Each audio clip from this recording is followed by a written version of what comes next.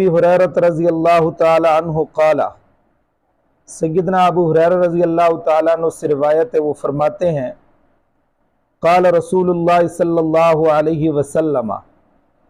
کہ امام الانبیاء پیغمبر حضرت محمد الرسول اللہ صلی اللہ تعالی علیہ وسلم نے فرمایا، یا ایھا الناس، اے لوگو، ان اللہ طیب، بے شک اللہ تبارک و تعالی پاک ہے، لا یقبل الا طیبا، اور پاک چیز ہی کو وہ قبول فرماتے ہیں، وَإِنَّ اللَّهَ أَمَرَ الْمُؤْمِنِينَ،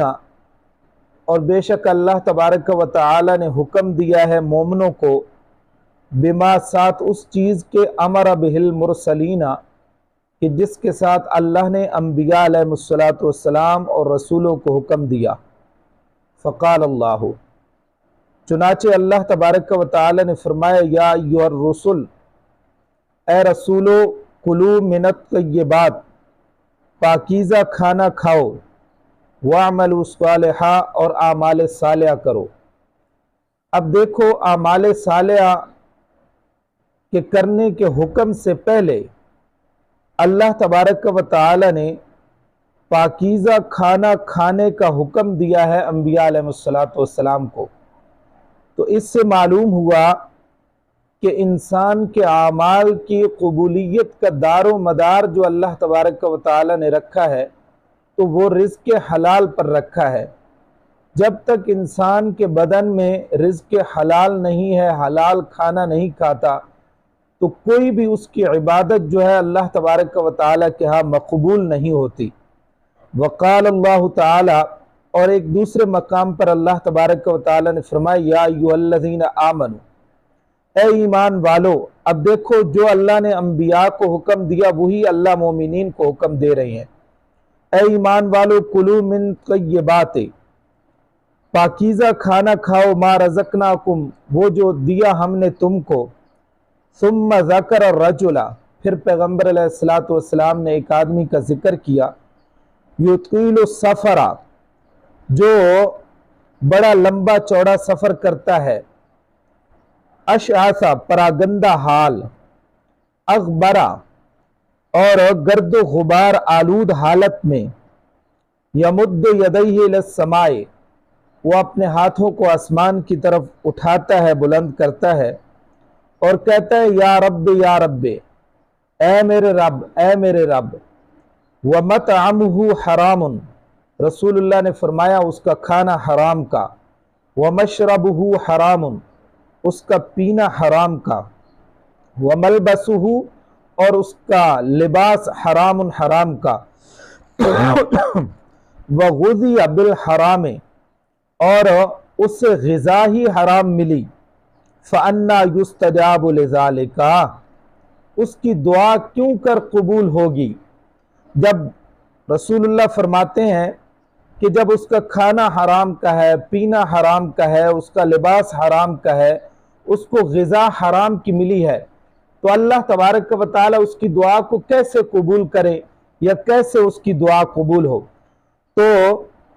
یہ حدیث مبارکہ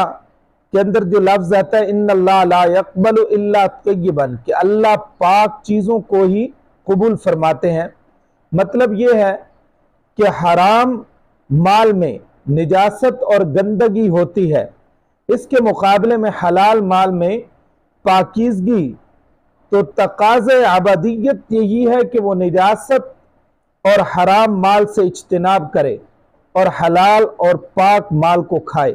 اس سے اللہ تبارک و تعالیٰ کا قرب حاصل ہوتا ہے۔ تو جو انسان اللہ کا قرب حاصل کرنا چاہتا ہے، اس کا دل ہے کہ مجھے اللہ کا قرب حاصل ہو جائے، مجھے اللہ کی نزدیکی حاصل ہو جائے، میں اللہ کے قریب ہو جاؤں،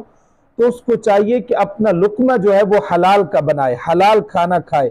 حرام کے قریب نہ جائے۔ اس سے اللہ تبارک و تعالیٰ کا حلال کھانے سے اللہ کا قرب حاصل ہوتا ہے، اور حرام مال سے اللہ سے دوری ہوتی جاتی ہے۔ یہی حکم تمام انبیاء علیہ السلام کو اور آخر میں امت محمدیہ کو دیا گیا کہ حلال کھاؤ، حرام نہ کھاؤ۔ ثم ذکر الرجل یطیل السفر،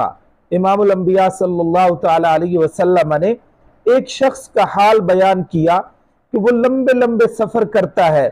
اور اگر یہ سفر حج، جہاد کا یا اسی طرح سے کوئی دینی مقصد کا ہو تو اور زیادہ مقدس ہے، جس میں دعائیں قبول ہوتی ہے، مگر